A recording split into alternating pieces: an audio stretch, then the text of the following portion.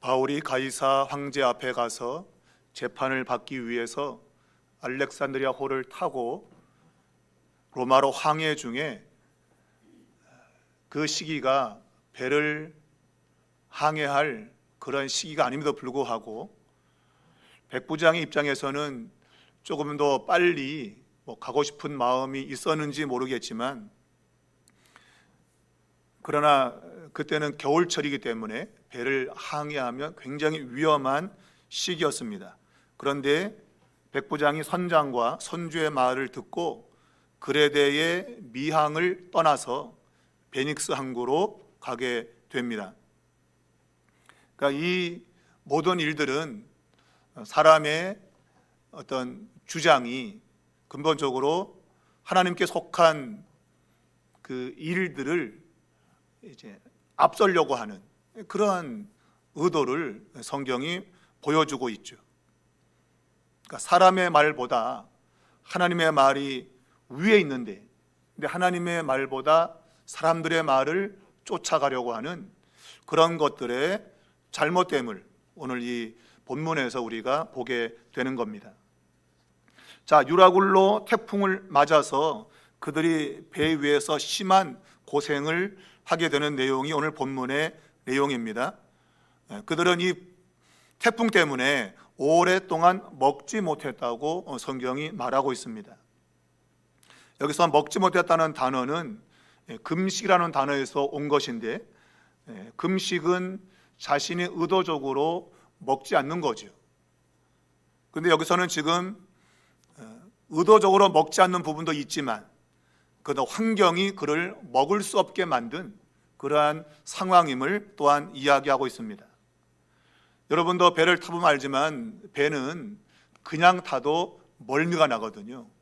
근데 태풍이 불어오는 그런 배에 있다면 이건 멀미도 아주 상멀미가 나게 됩니다. 그러므로 뭔가를 먹었다가는 이건 큰일 나는 것이죠. 그러니까 차라리 안 먹어야 되는 겁니다. 먹을 수가 없는 거예요. 먹고 싶어도 먹었다간 다 토해내기 때문에 먹을 수가 없는 그러한 상황이 된 겁니다. 금식은 내가 의지적으로 안 먹는 것을 의미하고 있는데 어쩌면 이것도 하나의 의지적으로 안 먹는 거죠. 먹고 싶은데 먹었다가는 큰일 나기 때문에 먹지 않는 그러한 상황이어서 이 지금 먹지 못한다라는 이 단어가 아마 사용되었다고 볼 수 있겠습니다. 먹을 것이 없어서가 아니라 먹을 수 있는 상황이 안 되는 것이죠. 우리가 38절에 가보면 그들이 배에 있는 밀을 바다에 버렸다고 되어 있습니다. 그러니까 먹을 양식이 배에 있었던 거죠. 그런데 그들이 먹지 못한 이유는 바로 이 태풍 때문에 그들이 먹을 수 없었다. 쉽게 말하면 먹는 것이 그림의 떡이었던 겁니다. 먹을 것이 있어도 먹을 수가 없어요. 먹었다간 큰일 나기 때문에. 그러니 여러분, 기도할 때 밥맛이나 입맛이 있도록 기도하셔야 돼요. 아무리 많으면 뭐겠어요. 밥맛이 없고 입맛이 없으면 다 그림의 떡인 거예요, 그게. 그러니까 우리가 그런 부분도 기도할 필요가 있어요. 내가 밥 먹을 때 내가 밥맛이 있게 해주시고 입맛이 있게 해주셔서 잘 먹게 해달라고. 그것도 여러분 굉장히 중요한 거예요. 오늘 제가 말씀의 제목을 실용적인 용기와 믿음이라 했잖아요. 실용이라고 하는 것은 실제 내 삶에서 적용할 수 있는 것. 그러니까 여러분 밥맛과 입맛이 있게 해달라고 기도하셔야 돼요. 참 중요한 얘기예요. 먹고 싶어도 입맛이 사라지면 먹을 수가 없어요. 또 밥맛 떨어지는 일이 생기면 또 먹기도 곤란해요. 그러니까 그런 일이 생기지 않도록 여러분 기도하시는 것 필요합니다. 어찌되었든 지금 배 사람들은 먹지 못한 채 아마 성경 본문에 의하면 27절에 가면 열 나흘째라고 이야기한 거 보니까 한 2주가량을 먹지 못한 채 그냥 풍랑에 시달린 거예요. 그냥 먹지 못한 채. 그러니까 기력도 떨어져 완전히 약해져 지쳐 그런 상황이죠. 더 힘든 것은 그들에게 절망이 왔다. 절망. 안 먹는 건 둘째치고 이제 살아날 희망마저 없는 거예요. 배고픈 건 둘째예요. 아, 내가 이제 죽겠구나. 죽는다는 절망이 그들에게 찾아온 거예요. 우리가 밥맛, 입맛 있는 것도 좋지만 그러나 미래를 바라볼 때에 희망이 없는 것, 이것만큼 여러분 불행한 것이 없습니다. 내가 지금 당장 안 먹고 내가 안 입고 살아도 미래에 희망이 있다면 그 희망을 붙들고 살 수 있어요. 근데 미래에 희망이 없고 절망이라면 참 이건 사는 것이 정말 죽는 것보다 못한 거죠. 바울이 지금 싸우고 있는 것은, 아니 또 이 배에 있는 사람들이 싸우는 것은 절망과의 싸움인 겁니다. 이것은 이 세상을 살아가는 모든 인간들이 싸우는 싸움이에요. 절망하지 않도록, 내가 어떤 상황에서도 절망하지 않고 산다면 그 인생은 살 수 있단 말이에요. 그런데 어떤 상황이 올 때 절망한다면 살 수가 없는 것이죠. 오늘 바울은 이 절망을 극복하기 위해서 그가 카드를 꺼냈는데 바로 그것이 용기와 믿음이라고 하는 카드예요. 이 풍랑 때문에 이제 곧 그들은 죽을 위기에 처한 겁니다. 우리가 지난주 살폈지만 여러 날 동안 해도 별도 보이지 않고 구원의 여망마저 없어졌다. 곧 절망이라 그런 얘기죠. 이러한 상황 가운데서 바울이 그의 강인함을 드러내게 되는데 그것은 바로 오늘 본문에 있는 것처럼 가운데 서서 말하는 그의 모습에서 그의 강인함이 드러나고 있는 겁니다. 여기서 가운데라고 하는 것은 한 중앙이라는 뜻입니다. 한 중앙, 정복판, 그런 뜻이에요. 그러니까 아마 이건 1차적으로는 사람들이 있는 가운데 딱 서서 뭔가를 이야기하고 있는 거예요. 서 있다는 얘기는 그만큼 그가 흔들리지 않는 그러한 마음을 표현하고 있는 것이고, 더 나아가서 이 가운데 서 있다는 말은 의미적으로는 사람들 가운데 있지만 이것을 해석을 하려고 한다면 풍랑이 일어서 절망의 한복판에 그런 뜻이에요. 절망적인 상황 한가운데 그가 지금 서 있다는 것이에요. 절망이 있으면 자빠져야 되는데, 그런데 바울은 그 절망의 상황 속에 참 한가운데 가장 위험스러운 상황 가운데서도 그가 지금 서 있다고 하는 거예요. 이것이 그의 강인함이죠. 강인함. 달리 말하면 용기입니다. 용기. 여러분, 바울이 이러한 용기가 있게 된 것은 어디에서 왔는가?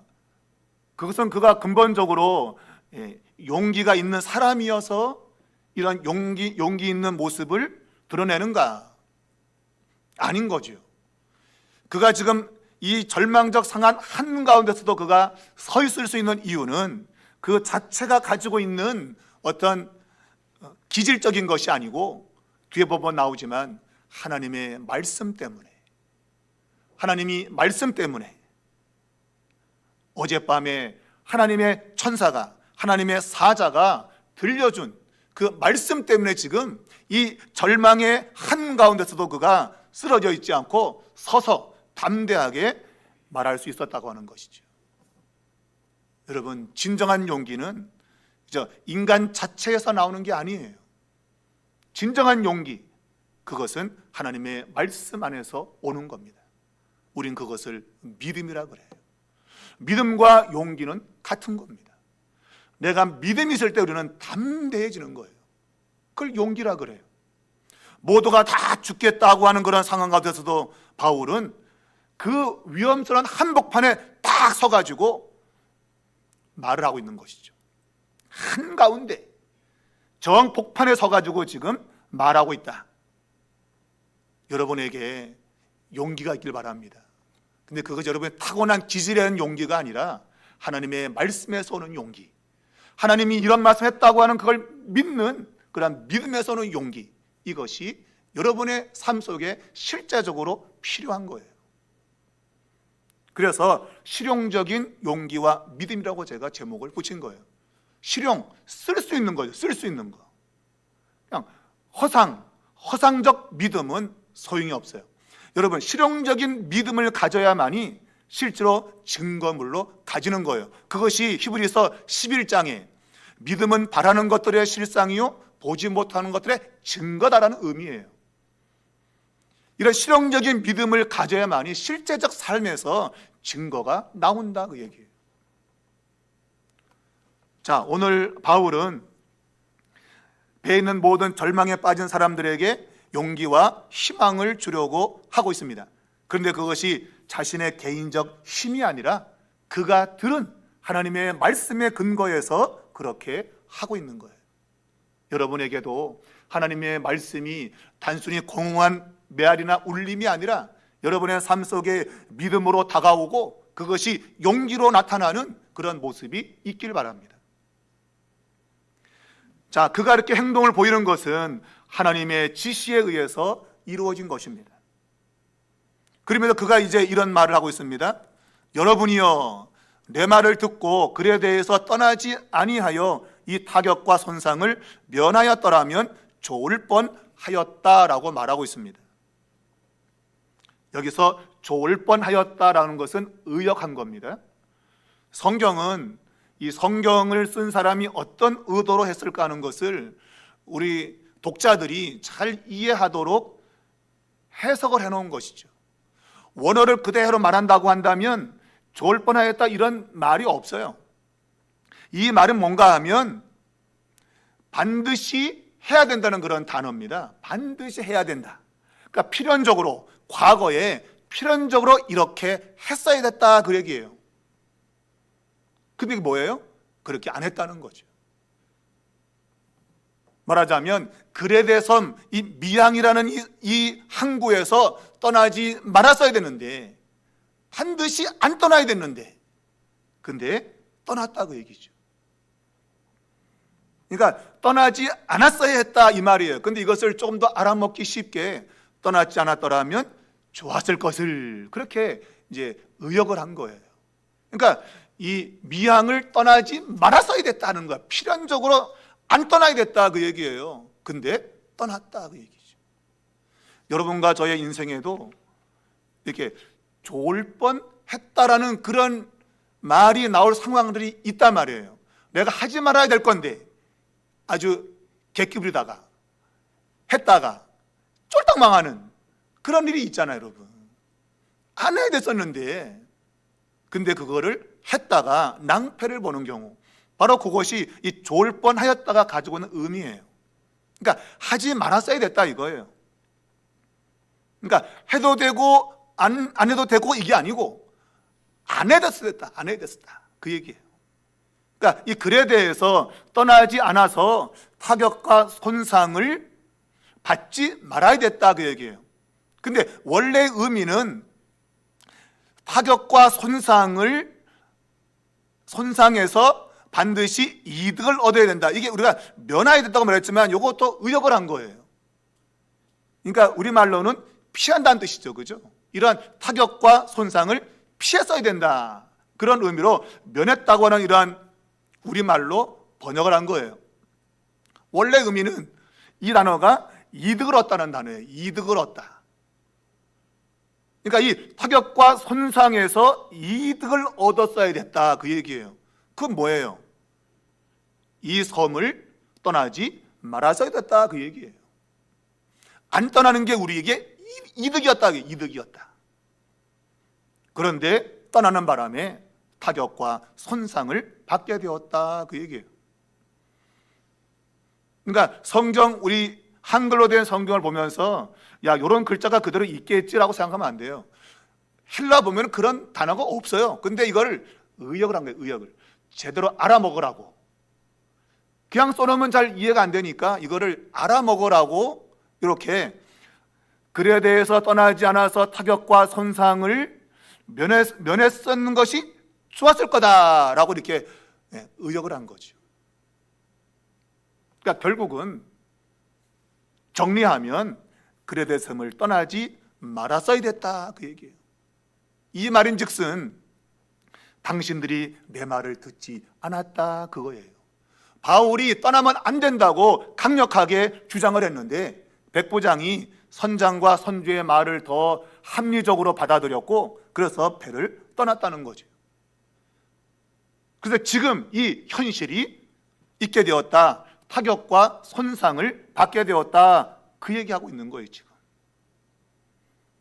그러니까 애들도 부모의 말을 안 들으면 이게 고생하는 거예요. 고생. 말을 들어야 돼. 말을 듣지 않는 게 이게 심각한 문제인 것이죠. 오늘 여기서 이득을 얻는다라고 하는 것은 뭔가를 떼어둔다, 비축한다, 거기서 이제 피한다는 그런 의미가 왔는데, 그러니까 결국은 내게 유익될 수 있는 그 일을 도리어 손해로 바꿔버렸다 그 얘기예요. 내게 참 이득이 될 수 있는 그런 상황이었는데 이것을 완전히 뒤집어져 가지고 손해가 됐다 그 얘기예요. 손해가 됐다. 그 이유는 바울의 말을 듣지 않아서, 그 말만 듣고 이 미항을 떠나지 않았더라면 오늘 이러한 상황이 벌어지지 않았을 거라 그 얘기죠. 그러니까 과거에 반드시 해야 될 일이 뭐였어요? 바울의 말을 순종해서 그에 대해서 바다로 나가지 말아야 되는 거예요. 여기 보니까 떠나지 말아야, 떠난다는 얘기는 나간다는 단어예요. 그러니까 바다로 나가지 말았어야 됐다. 항구에 계속 머물러야 됐다 그 얘기예요. 그런데 바다로 나가는 바람에 지금 이러한 상황을 맞이했다 그런 얘기입니다. 바울은 말합니다. 이제 안심하라. 이 말은 기운내라, 용기를 가져라 그런 얘기입니다. 그러니까 절망 가운데 있는 너희들이여 용기를 가져라 그 얘기예요. 자, 바울이 그들이 지난날에 잘못한 일을 상기시키고 있는 이유가 뭡니까? 그러니까 손상을 면했더라면 좋을 뻔했다 이 말을 조금 속이 좁은 사람으로 치자면 내가 그럴 줄 알았어 그런 의미죠. 근데 바울이 그 사람의 속을 뒤집어 놓기 위해서 내가 그럴 줄 알았어. 저도 가끔 제 아내에게 타격받는 게 그거예요. 뭐 이렇게 실수하면 내가 그럴 줄 알았으면 알면서 왜 뒀냐고. 그 알았으면 못하게 했어야지. 일 터진 다음에 내 그럴 줄 알았어. 참 나쁜 심보인 거죠 여러분. 그걸 알았으면 하지 못하게 해서 그런 일을 안 당해야지. 알면서 왜 그랬냐 이거예요. 그 나쁜 거죠 여러분. 근데 바울이 실제로 그렇게 속이 좁은 그런 마음을 가지고 지금 이런 말을 하고 있는 건 아니에요. 내가 그럴 줄 알았다니까 그 말이 아니고 그들이 다시는 자신의 말을 듣지 않는 그러한 일을 해서는 안 된다고 하는 거예요. 강조점이 거기 있는 거예요. 전에 당신들이 내 말을 듣지 않아서 이렇게 됐으니 이제 앞으로 내가 하는 말은 좀 들어라 그 얘기예요. 들어라 좀. 바로 그래서 좋을 뻔했다라고 하는 이런 내용이 지금 나오게 된 겁니다. 그러니까 내 말에 순종해라. 실수는 한 번으로 족하다 그 얘기예요. 지금 과거의 그 실수, 미항을 떠났던 그 실수 한 번이면 족하다. 이제 앞으로 내가 하는 말은 잘 귀담아 들어라 그런 의미에서 이 말을 하고 있는 거예요. 상대방을 약올리거나 그러기 위해서 한 말은 결코 아니에요. 자, 바울이 이제는 용기를 가져라 라고 말하고 있는 이유가 뭡니까? 그것은 하나님께서 생명에 손실이 없게 하실 거라고 하는 말씀을 주셨기 때문이에요. 하나님께서 생명은 절대로 손상받지 않을 거다라는 말씀을 주셨기 때문에. 자, 여기서 손상이라고 하는 이 단어, 손상, 생명에는 아무런 손상이 없고 오직 배뿐이라. 여기서 손상이라고 하는 단어는 아포볼레라는 단어인데 이것은 던져버린다는 단어예요. 던져버린다. 그러니까 하나님께서 생명을 던져버린다는 얘기는 거절한다는 거예요. 이렇게 뭔가를 받아서 던져버리는 것은 거절한다 그 얘기예요. 받으세요 그러는데 옛다 하고 던져버리는 거죠. 이게 거절의 의미예요. 그러니까 하나님이 생명을 그냥 던져버린다 그거예요. 그거를 손상이라는 말로 해석을 한 것이죠. 그러니까 생명을 빼앗기는 그런 일을 하나님께서 하시지 않을 거라고 말씀했다, 그 얘기예요. 더 쉽게 말하면 던져버리는 것을 바다에 생명을 던져버리는 것이죠. 그러니까 바다에 빠져 죽지 않게 하실 거라, 그 얘기예요. 가만 있으면 이 배는 침몰될 것이고, 그러면 바다에다 던져져 버리는 거죠. 근데 하나님이 바다에 던져버리지 않을 거라고 하셨다라는 거예요. 자, 그러나 배는 희망이 없어요. 배는 건질 수가 없어요. 배는 파손됩니다. 그런데 생명은 손상이 없다. 하나님 말씀하신 거예요. 자, 우리가 여기서 볼 수 있는 것은 바울은 27장 10절에서 여러분이여 내가 보니 이번 항해가 화물과 배만 아니라 우리 생명에도 타격과 많은 손해를 끼친다고 말했잖아요. 그런데 하나님은 생명에는 손해가 없다고 했죠. 그러니까 바울이 자신의 경험에 의해 가지고 지금 이 겨울철에 배를 띄우면 우리 생명까지도 손상을 받을 거다라고 말했는데, 근데 하나님은 그분이 말씀하신 것은 생명은 손상이 없어. 이게 인간과 하나님과의 차이인 겁니다. 바울이 아무리 위대한 사람이고 자신의 많은 그런 영적인 경험이 있다 할지라도 하나님의 말씀보다는 정확하지가 않아요. 그러니까 우리가 내가 지난날 경험했던 것, 그런 것도 물론 필요해요. 그러나 우리의 삶의 기준은 나의 지난날의 경험도 아니고 내가 뭘 배워서 그것도 아니라 하나님의 말씀이 기준이에요. 하나님의 말씀이 그렇다 그러면 무조건 그런 거예요. 아니야, 내가 경험해보니까 이번에 이 배를 띄우면 배도 망가지고 사람도 죽어. 그건 바울의 생각인 거예요. 하나님은 사람은 안 죽어. 왜? 하나님이 그 생명을 지킨다고 했기 때문에. 우리는 여기에 여러분 소망을 가지는 거예요. 우리가 원하는 것은 배도 안 망가지고 사람도 안 다치면 좋겠죠, 그죠? 근데 실제 우리의 살아가는 삶 속에는 우리가 바라는 대로 이루어지지 않아요. 우리가 바라는 것은 배도 안 망가지고 하나님이 배를 확 들어다가 그냥 싹 놓으면 얼마나 좋아요. 그것도 기적인데. 그리고 풍랑이 잠잠해져 버리면 얼마나 좋겠어요, 여러분. 성경은 파도가 잠잠해졌거나 아니면은 이 배가 붕 날아가지고 어디 공간 이동을 했거나 그런 기적을 말하지 않아요. 풍랑이 있는 바다 위에 있던 그 배가 자초가 되지만 그러나 생명을 살리시는 하나님의 손길을 보여주고 있는 거예요. 이것이 여러분 실용적인 믿음인 거예요. 여러분이 인생을 살다 보면 만사 불여 튼튼이라고 그런 일이 있으면 얼마나 좋겠어요. 만사가 다 튼튼하고 그냥 기도한 대로 모든 게 다 이루어지면 얼마나 좋겠어요, 여러분. 근데 그는 실제와 다르다. 실제는 내가 막 기도하고 하나님 나를 안전하게 보호해주고 인도해주고 라고 기도하지만 그러나 그렇게 되지 않는 것이 실제 모습이죠. 그럼에도 불구하고 내가 원하는 방향으로 되지 않지만 결과적으로는 하나님이 나를 지키시고 보호하시는 역사가 결과적으로는 오더라, 그 얘기예요, 여러분. 이게 믿음인 거예요, 여러분. 내게 얼마나 많은 일들이 벌어지고 있습니까? 여러분 지금도 그런 일이 안 오길 바라잖아, 그죠? 이러면 독감은 내한테 왜 와? 독감은 왜 오냐고 도대체. 하나님 기도했는데도 독감은 걸려. 하나님이 여러분을 싫어서 독감을 주시는 거예요? 내가 조심하면서도 걸린단 말이에요, 여러분.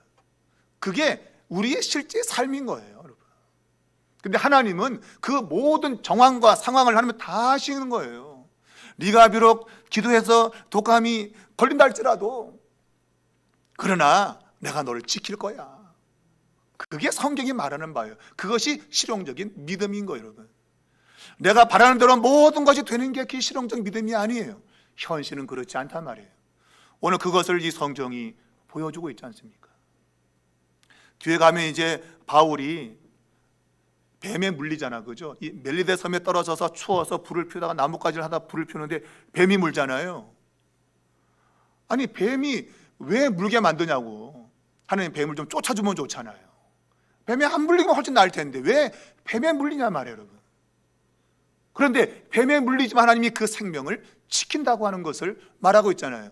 각종 위험과 그러한 어려움들이 나를 물 수 있죠, 실제적으로는. 그러나 나는 해를 받지 않는, 하나님이 지키시고 보호하시는 결과를 가져온다고 하는 것이죠. 그게 실용적인 믿음인 거예요, 여러분. 그냥 허황된 거, 내가 예수 믿으면 내게는 아무런 어려움도 없고 그냥 만사부려튼튼이야, 그거는 환상, 허상에 불과한 거예요, 여러분. 성경은 그렇지 않아요. 하나님의 사람도 세상 사람들 당하는 모든 걸 다 당해요. 그런데 하나님이 그 가운데서 하나님의 사람들을 놀랍게도 섭리 가운데 지켜주신다고 하는 것, 이게 성경의 약속이고 그것이 실제로 우리의 삶 속에서 일어나는 일들인 거예요. 그러한 믿음을 내가 가진다면 내게 어려움이 올 때도 우리는 두려워하지 않는 거죠. 어려움 왔다 해갖고 아이고 내 팔자가 그럼 그렇지, 구자보다 못해 나는, 아이고 맨날 구원고 그러는데 이건 구원은 10원보다 못하고 말이야, 이러면 안 된다 이거예요. 그런 상황이 와도 상관이 없어요. 왜? 하나님은 그의 백성을 지킨다고 하는 걸 성경에서 계속 우리에게 강조하고 있는 것이죠. 사람들이 절망할 때에도 바울은 말씀을 믿고 그 말씀에 의지해서 이제 담대하게 선포하고 있는 것이죠. 여러분, 하나님을 믿으시기 바랍니다. 오늘 이 바울이 확신 있게 이야기할 수 있는 이유는 지난밤에, 어젯밤에 하나님의 사자가 자신에게 하나님의 말씀을 들려준 것 때문에 그래요. 그 말씀에 확신을 가지고 있고 그리고 예언적인 그러한 말을 할 수 있었어요. 여러분, 이건 저는 참 중요하다고 봅니다. 바울에게 하나님의 사자가 나타나서 말했는데 하나님께서 너와 함께 할 거라고, 그리고 이 배에 있는 사람들의 생명을 너에게 주실 거라는 말을 했어요. 그리고 끝이에요. 근데 바울이 말하기를 하나님 말씀을 난 그대로 믿는다 그랬어요. 그러면 생명에 아무런 손상이 없을 것을 믿는 거죠. 그러면서 그가 그걸로 끝난 게 아니라 26절에 예언적인 말을 해요. 예언적인 말. 그러므로 무슨 말이에요? 하나님을 믿기 때문에 나는 말한다, 그 얘기예요. 우리가 반드시 한 섬에 걸릴 것이다.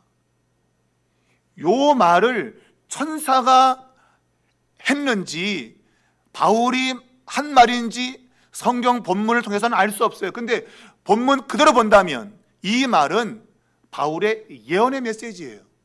천사가 한 말이 아니라 하나님이 나를 지켜준다고 우리 모든 이 배에 있는 276명, 바울을 포함해서 276명의 생명 하나님께서 손상받지 않게 한다는 그 말을 믿었다 이거예요. 그러면서 우리는 한 섬에 걸릴 것이다 라고 예언적인 메시지를 낸 거예요. 근데 그대로 된 거예요. 천사가 야 니네 말이야 그 배 한 섬에 걸릴 거야 이렇게 말했다면 그냥 그렇게 되는 거죠. 그런데 그런 말을 천사가 하지 않았어요. 그냥 이 배에 있는 모든 사람의 생명을 손상받지 않을 거다, 그것만 이야기한 거예요.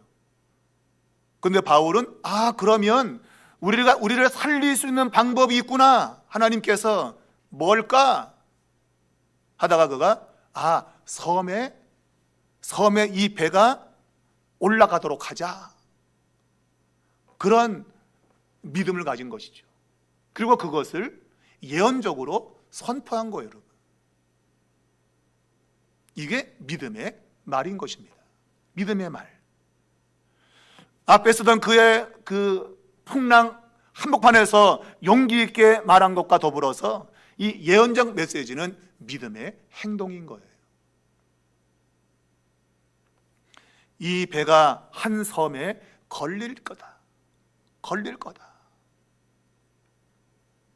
하나님이 말씀을 주지 않은 그 상황에서 하나님이 자신을 살린다고 하는, 자신만이 아니라 배에 있는 모든 사람을 살린다고 하는 그 하나님의 약속의 말씀을 믿고 그가 예언적으로 선포한 거예요.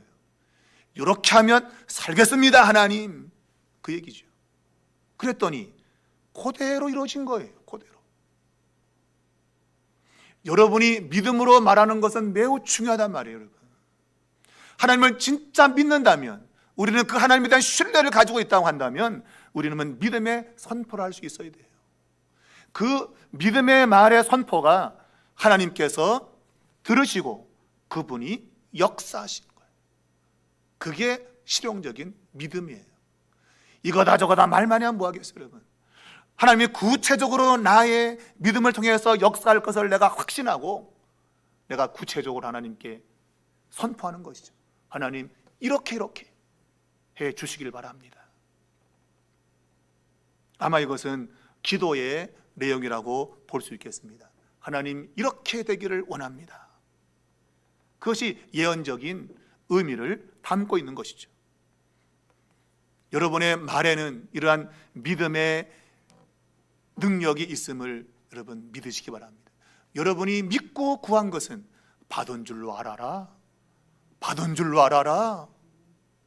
이것은 여러분의 말 속에 예언적 메시지가 들어있을 수 있음을 우리에게 말하는 것이고, 바로 바울이 그러한 행동을 보인 겁니다. 이 배는 한 섬에 걸릴 거다.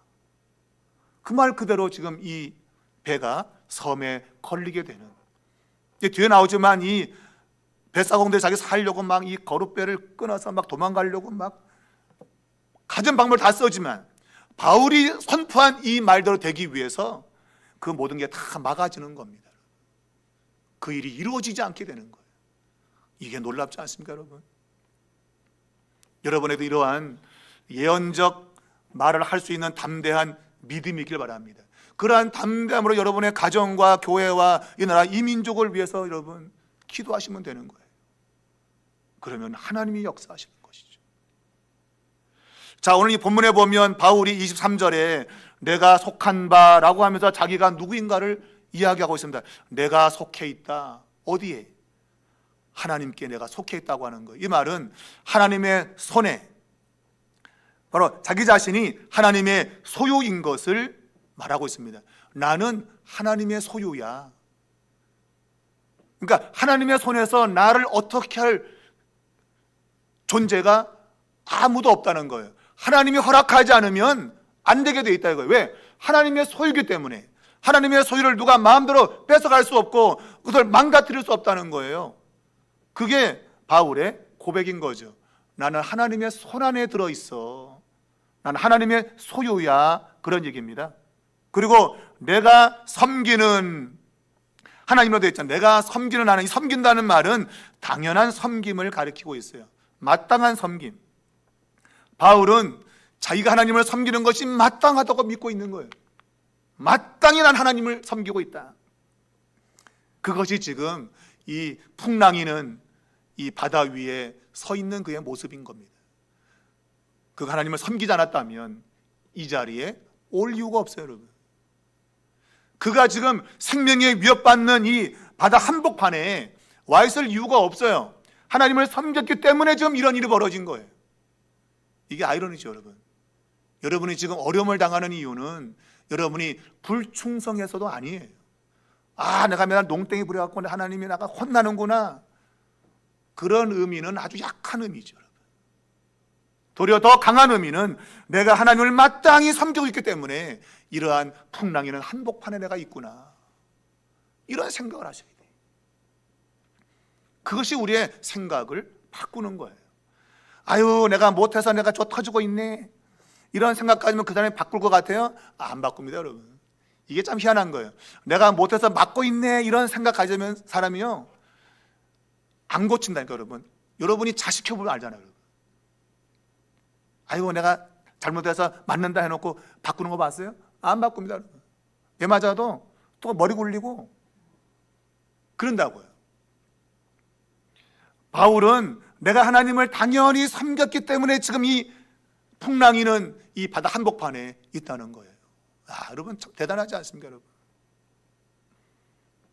이것이 우리가 가지고 있는 믿음인 거예요. 물론 우리가 잘못해서 풍랑이 오는 경우도 있어요. 그러나 하나님의 사람은 하나님을 당연히 섬기는 것 가운데 오는 풍랑, 그 풍랑이 실제로 많은 겁니다. 여러분. 그게 더 많은 겁니다. 그게.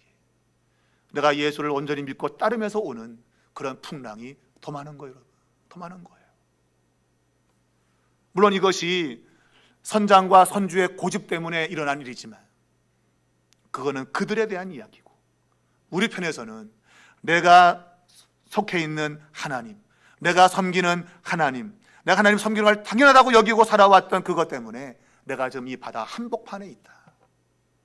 여러분이 이렇게 믿으시면 여러분은 어떤 풍랑 가운데서도 망할 수 없는 거죠. 망할 수 없어요. 자, 오늘 바울은 두려워하지 말라고 말합니다. 바울에게 하나님의 사자가 두려워하지 말라고 말합니다. 이 말을 그대로 지금 배에 있는 사람들에게 바울이 하고 있는 거죠. 간밤에, 지난밤에 하나님의 사자가 바울아 두려워하지 말라 그랬어요. 자, 이 말은 현재형으로 기록되어 있는데 대부분의 현재형 동사는 현재 그런 일이 있는 것을 중단시키는 의미가 있어요. 그러니까 두려워하지 말라는 이 말은 너 지금 두려워하고 있는 것을 중단해라, 그런 의미가 돼야 맞아요. 그런데 오늘 이 바울의 모습은 그가 지금 두려워하고 있는 모습이 하나도 없어요. 그러니까 이 말을 해석하자면 두려워 말라, 이 말은 두려워하지 않는 걸 계속 유지하라, 그런 얘기예요.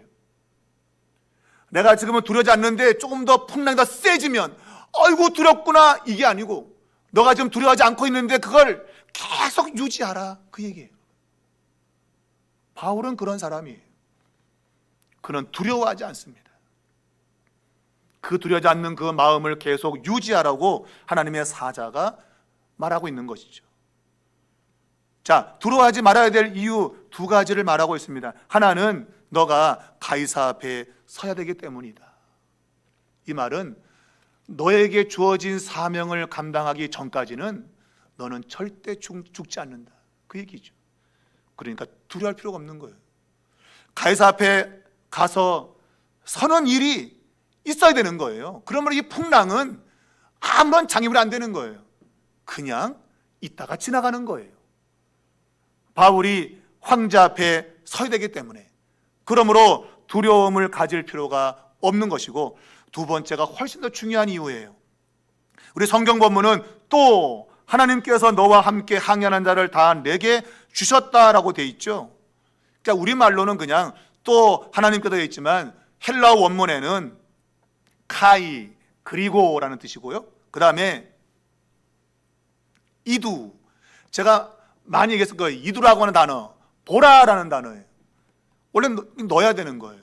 보라 그래야 돼요. 그러니까 이두라는 단어가 들어있거든요. 이게 봐라, 그런 얘기예요. 그러니까 뭐를 주목해 보라는 거예요. 뭘 주목하라는 얘기예요? 하나님께서 너와 함께 항해하는 자를 다 내게 주신 것을 보라, 그 얘기예요. 그러니까 275명의 생명이 바울에게 지금 붙어 있는 겁니다. 이걸 봐라, 이거를. 이게 훨씬 중요한 거예요. 바울 한 사람 때문에 275명이 사는 역사가 있는 거예요, 지금. 여러분. 이걸 봐라. 너 하나가 사는 게 아니고 너 하나 사는 것 때문에 275명이 산다, 그 얘기예요. 여러분, 놀라운 것이죠. 여러분, 여기서 우리가 생각하면 이 275명이 사는 그 자체가 매우 놀라운 일인 것처럼 보이지만 더 중요한 건 살아남았다는 사실 자체가 아닙니다. 중요한 것은 275명이 바울에게 속했다고 하는 거예요. 이 속함이라고 하는 거. 여러분이 속한다고 하는 것이 굉장히 중요한 거예요. 여러분과 저는 예수 그리스도에게 속한 사람이에요. 그래서 사는 거예요. 우리에게는 어떤 원인도 없어요. 단지 예수님께 속했기 때문에 사는 거예요. 오늘 이 275명이 사는 이유는 그들이 뭐 잘나서 그런 게 아니에요. 바울에게 속한 거예요. 바울이라는 사람에게 그냥 얹어준 거예요, 그냥. 그래서 사는 거예요. 그것을 본문에는 주셨다라는 단어로 말하고 있습니다. 내게 주셨다. 여러분, 이 단어는 은혜로 주었다는 의미입니다. 어떤 조건 따라 준 게 아니고 그냥 값없이 준 거예요. 그러니까 275명의 생명을 그냥 바울에게 값없이 갖다 얹어버린 거예요. 그냥. 그게 여러분 여기에 보면 핵심입니다. 바울 한 사람 때문에 275명이 사는 거예요. 여러분 한 사람 때문에 여러분이 가정이 살고, 여러분 한 명 때문에 교회가 살고, 한 명 때문에 나라가 사는 거예요. 여러분, 하나님은 그런 은혜를 우리에게 주시는 분인 거예요. 그러니 여러분이 얼마나 책임이 막중해요. 내가 실제적인 믿음을 갖고 있다면 나의 믿음 때문에 나만 사는 게 아니라 다른 누군가가 같이 사는, 같이. 그게 우리가 가지는 믿음이 되어야 되는 거예요. 나의 믿음 하나 갖고 나만 사는 게 아니라 다른 누군가도 산다.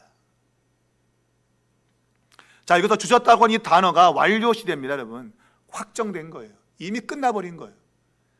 그러니까 줬다가 뺏는 거 없습니다. 이미 줬으면 끝이에요. 완료예요, 완료. 이 헬라어의 이 동사의 용법은 매우 중요해요. 그 의미를 규정하는 것에 있어서 이 동사의 시제는 매우 중요합니다. 하나님이 주셨다는 얘기는 이미 끝난 거예요. 다시 찾아오나 그럴 수 없어요. 더 의미를 확장시킨다면 이 사람들이 여기서 생명만 얻은 것만이 아니라 아마 대부분의 사람들이 예수를 믿었을 가능성이 굉장히 큽니다. 왜? 바울에게 다 넘겨주었잖아요. 그럼 그들 역시도 다 예수를 믿었을 가능성이 굉장히 많은 거예요. 왜? 완료 시제로 사용했기 때문이에요. 완료 시제. 이미 끝난 거예요. 여러분, 이 완료 시제는 굉장히 우리의 신앙에 중요합니다. 우리의 신앙이 왔다리 갔다리 할 때, 미래에 대한 두려움이 있을 때, 내가 이대로 죽으면 내가 구원받겠나? 이런 생각이 들 때 이 완료 시제는 너무나도 중요한 거예요. 요한복음 5장 24절에 보면 예수님께서 내가 진실로 진실로 너희에게 이르노니 내 말을 듣고 또 나 보내신 이를 믿는 자는 영생을 얻었고 심판에 이르지 아니하나니 사망에서 생명으로 옮겼느니라. 여기 보면 영생을 얻었고, 얻었다는 동사가 현재예요. 현재. 내가 지금 예수를 믿으면 이미 영생이 현재적으로 내게 있는 거예요. 그리고 심판에 이르지 않는다. 이것도 현재형이에요. 그러니까 내가 판단받거나 정죄를 받지 않는다는 말이에요. 더 나아가서 사망에서 생명으로 옮겼느니라. 이것은 현재 완료입니다. 완료.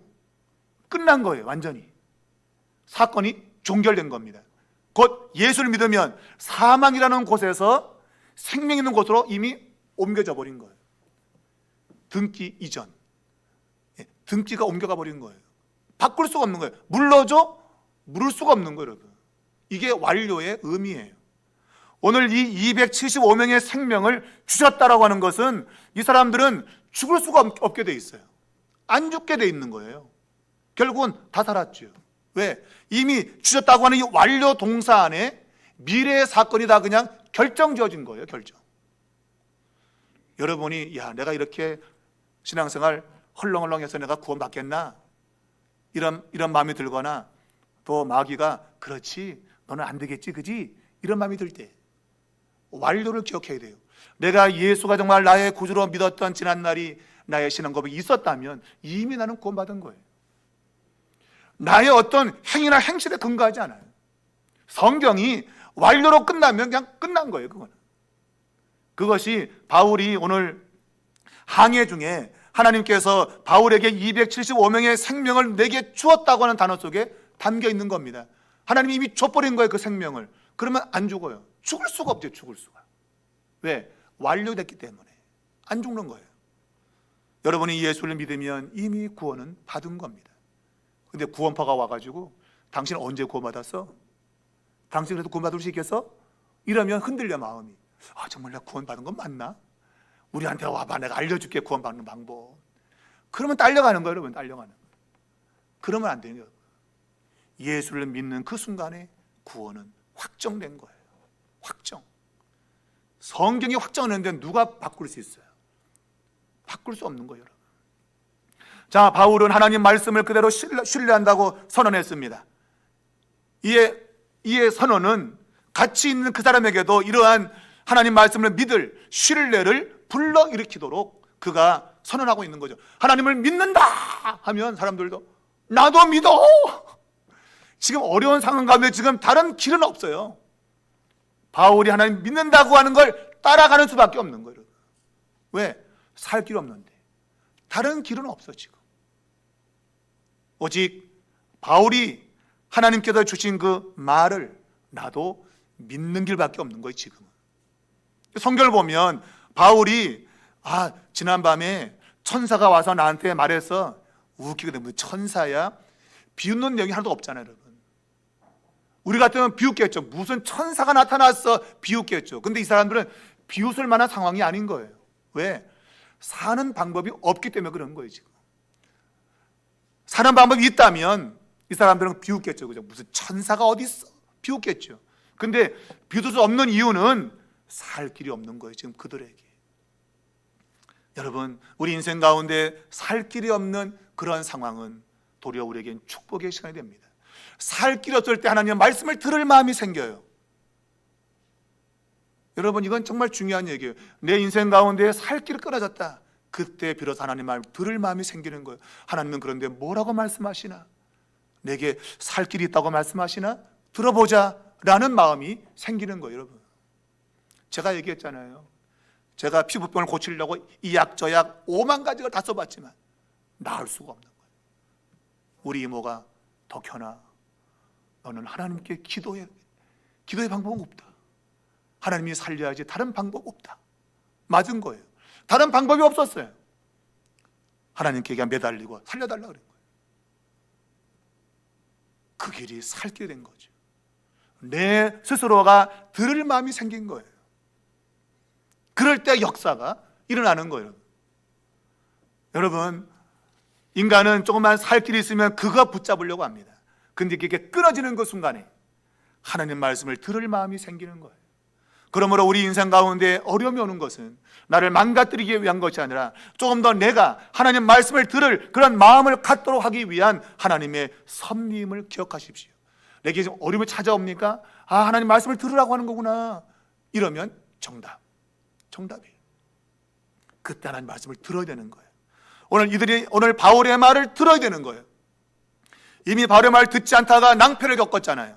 그러므로 이제 바울의 말을 들으면 사는 겁니다. 오늘 바울이 말한 대로 그대로 이루어졌다는 것을 제가 말씀드렸습니다. 반드시 한 섬에 걸리리라. 여기서 이 말씀드린 거 제가 아까 전에 좋을 뻔했다라고는 똑같은 문장입니다. 그러니까 반드시 걸린다. 반드시 한 섬에 이 배는 걸린다고 말하는 거예요. 필연적으로 걸릴 수밖에 없는 거예요. 과거에는 필연적으로 안 떠났어야 되는데 떠났잖아, 그죠? 근데 이제 이 배는 한 섬에 걸리게 됩니다. 이것이 지금 거기 있는 모든 사람들의 믿음이 이런 결과를 가져온다는 걸 보여주고 있는 거예요. 한 사람이라도 천만의 말씀 안 걸려 그런다면 여러분 안 걸릴 수 있을 거예요.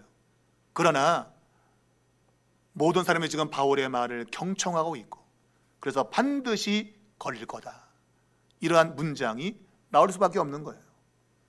여러분, 하나님의 말씀은 그대로 이루어지는 말씀입니다. 이 말씀에 대한 믿음을 가지고 여러분 올 한 해 동안도 담대히 사십시오. 두려워하지 말고 하나님이 나를 지킨다고 나와 함께한다고 말씀하셨으니 그대로 될 거다. 담대하십시오. 그럼 여러분 실제 삶 속에 하나님이 계신 증거를 보게 될 겁니다. 그것이 신앙생활이에요. 여러분에게 그런 증거가 많이 보여지는 2025년도가 되어지기를 주님의 이름으로 축복합니다.